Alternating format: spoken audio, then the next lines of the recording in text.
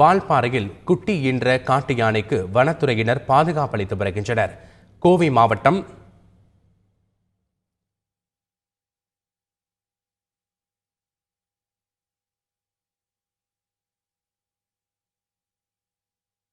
மாவட்டம் வால்பாறை அருகே உள்ள மயிலாடும்பாறை எஸ்டேட் பகுதியில் 6 யானைகள் கொண்ட கூட்டம் கடந்த 11 நாட்களாக முகாமிட்டிருந்தது.